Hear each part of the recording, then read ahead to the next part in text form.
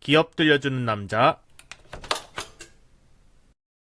안녕하세요. 기업 들려주는 남자 홍보기입니다. 최근 기대를 모았던 카카오페이가 상장 첫날 18만원의 시초가를 형성한 뒤 최고 23만원까지 올랐다가 19만 3천원으로 첫날 무난한 마무리를 보여주었습니다. 시초가는 공모가의 2배로 결정되었지만 장중 상한가에는 아쉽게도 도달하지 못했다는 아쉬움을 보여주기도 했습니다. 반면 다음날에는 오히려 하락하는 모습을 보이면서 16만 3천원으로 마무리를 짓게 되면서 상장 첫날 매도 타이밍을 놓치신 분들은 지금이라도 매도해야 할지에 대해 고민하는 마음을 가지고 계실 것으로 보입니다. 혹은 내려왔을 때 저점 매수를 하고자 타이밍을 재고 계신 분들도 있으실 텐데요. 저 또한 카카오페이가 어느 정도 성장성을 갖고 있는지 과연 지금 가격에서 매수 매도를 고민해 봐도 될지에 대해 한번 기업 공부를 통해 알아보려 합니다. 그래서 오늘 준비한 기업은 카카오페이에 대해 알아보도록 하겠습니다.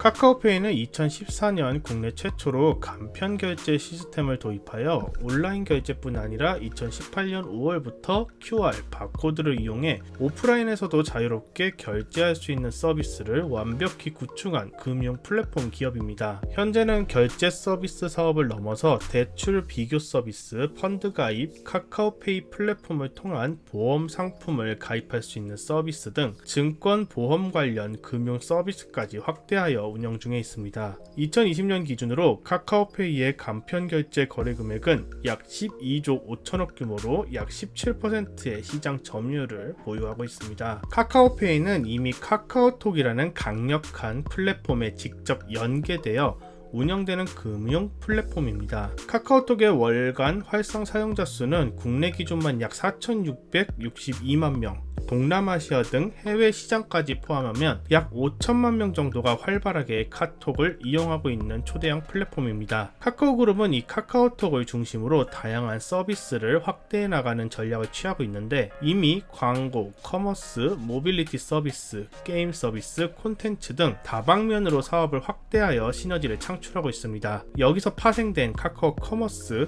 카카오 모빌리티, 카카오 게임즈, 카카오 엔터테인먼트가 해당 산업 내 강력한 시장 점유율을 기록하는 것을 보면 카카오톡과 각 산업들의 시너지가 얼마나 잘 나고 있는지 검증되고 있는 부분일 것입니다. 카카오페이보다 먼저 상장한 동종 금융업계의 자회사인 카카오뱅크도 카카오 플랫폼과의 시너지를 통해 빠르게 성장하고 있는 기업 중 하나입니다. 이미 전 세계 사람들의 사랑을 받고 있는 카카오 프렌즈 캐릭터를 이용한 프렌즈 체크카드, 카카오톡 친구에게 송금하기 기능, 카카오톡 친구와 모임 통장 출시 등 카카오톡과 연계된 금융 상품 마케팅 전략을 내놓고 있습니다. 이로 인해 2021년 기준 약 1670만 명의 고객, 1400만 명의 월간 활성 사용자를 보유한 국내 최대 인터넷 뱅킹으로 성장하고 있습니다. 이미 카카오뱅크라는 비슷한 선례를 바탕으로 카카오페이도 카카오뱅크의 기업 전략을 따라하고 있습니다. 카카오 프렌즈 캐릭터 활용 마케팅,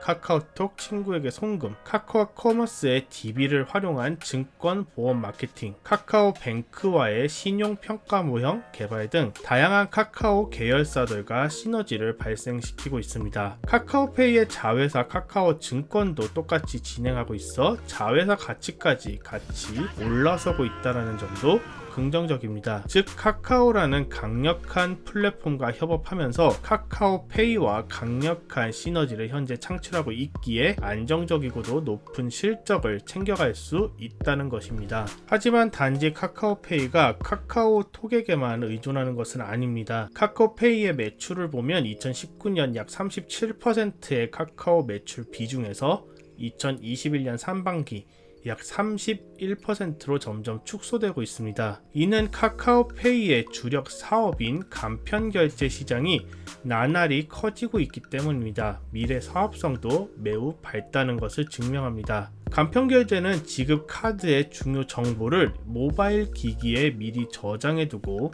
거래 시에는 비밀번호 입력, 지문 인증, 단말기 접촉 등으로 간편하게 지급할 수 있는 서비스입니다. 굳이 지갑을 들고 다니지 않고 스마트폰 혹은 모바일 기기 하나로 결제가 가능한 시스템이라는 것이죠. 2016년 약 500억 정도의 간편 결제 일평균 금액을 보였지만 2021년에는 무려 하루에 6천억 정도의 간편 결제가 이루어지고 있다는 한국은행의 보고서가 있었을 만큼 5년여 동안 무려 12배나 성장한 산업입니다. 특히 코로나19로 인해 비대면 결제가 활성화되면서 급격한 성장을 보여주었는데 PC, 모바일 등을 이용한 결제 중 간편 결제 비중은 무려 40%에 달할 정도라고 하니 이제 모바일 결제 대세는 간편 결제로 대전환을 이룩한 것으로 판단됩니다. 카카오페이 또한 결제 서비스 거래 금액이 우상향하여 2018년 약 3조 5천억 원에서 2021년 13조 원까지 증가했습니다. 또한 카카오 간편 결제를 위해 선불로 미리 충전한 고객들의 총 선불 충전금은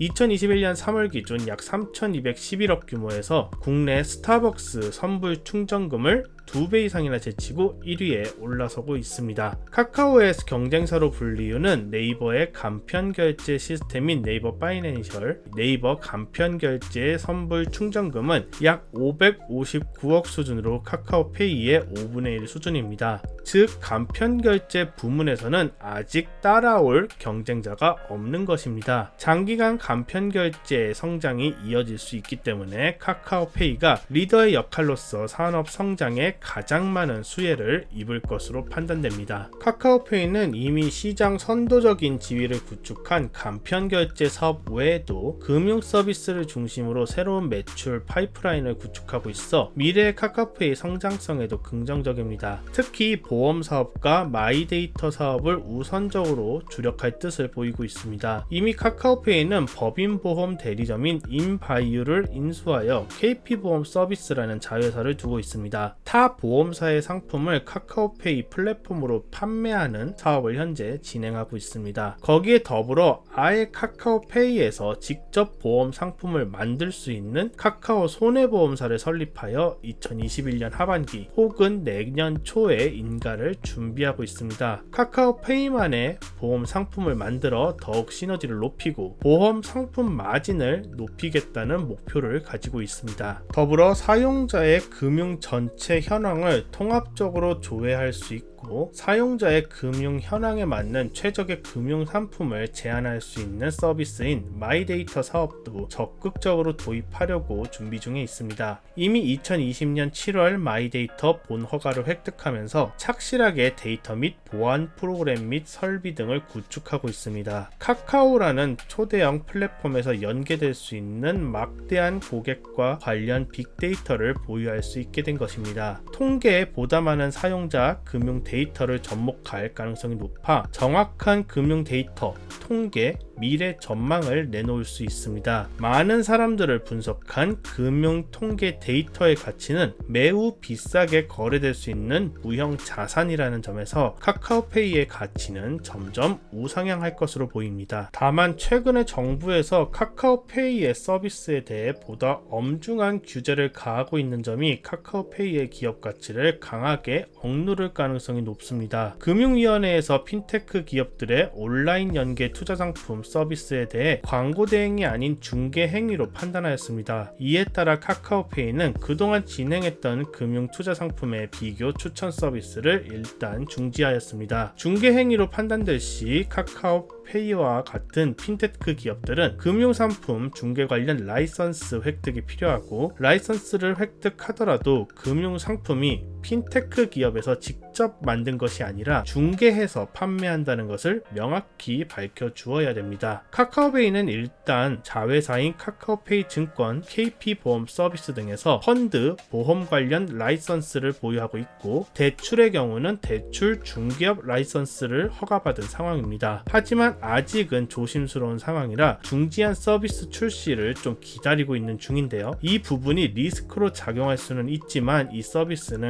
카카오페이 매출 비중의 약 1% 정도이기 때문에 크게 신경 쓸 부분은 아닙니다. 가장 중요한 제재 부분은 온라인 금융 플랫폼에 대한 정확한 가이드라인이 나온다는 것과 카카오페이의 주력 매출처인 간편결제 수수료율이 너무 높은 것 아니냐는 지적이 있다는 것입니다. 카카오페이의 수수료율은 2에서 3.2% 정도로 신용카드 수수료 대비 높다는 지적이 나오고 있습니다. 카드사들도 핀테크 기업에 맞춰 수수료를 높이는 빌미를 제공한다는 것인데요. 수수료만큼 소매 가격도 인상될 수 있기에 물가 상승이 일어날 수 있다는 것입니다. 다만 핀테크 기업은 다양한 주문 관리 서비스가 포함되어 있고 간편 결제를 진행할 때 카드사 수수료도 간편 결제 수수료 안에 포함되어 있기 때문에 오히려 순수 핀테크 기업 수수료는 카드사와 비슷하거나 오히려 저렴하다는 핀테크 기업의 주장도 있습니다. 이 부분을 정부와 어떻게 풀어갈 것인지 관심을 두고 지켜봐야 할 부분입니다. 그 외에도 약 8개의 온라인 플랫폼 규제에 대한 법률안이 국회에 계류 중에 있습니다. 대부분 공정거래를 위한 법적 근거에 대한 내용입니다. 온라인 플랫폼 기업들에게는 향후 발표될 온라인 플랫폼 규제에 따라 어느 정도 불리한 위치에 있는 건 사실입니다. 하지만 이는 단기적인 충격일 뿐 오히려 법적인 명확한 테두리안에 맞춰 사업이 전환되고 개선된다면 온라인 플랫폼에 대한 불확실성이 해소된다는 점에서 장기적으로 카카오페이에게 긍정적인 부분으로 판단됩니다. 결론적으로 카카오페이는 국내 간편결제 시장의 선두주자로서 카카오톡이라는 초대형 플랫폼 산하에서 안정적인 부가가치를 창출할 기업으로 보입니다. 더불어 새롭게 추진하는 디지털 금융사업 마이데이터 사업을 통해 새로운 미래 성장 동력을 갖추고 있다는 점에서 충분히 카카오페이의 가치는 우상향할 수 있을 것으로 판단됩니다. 하지만 지금은 온라인 플랫폼 규제 등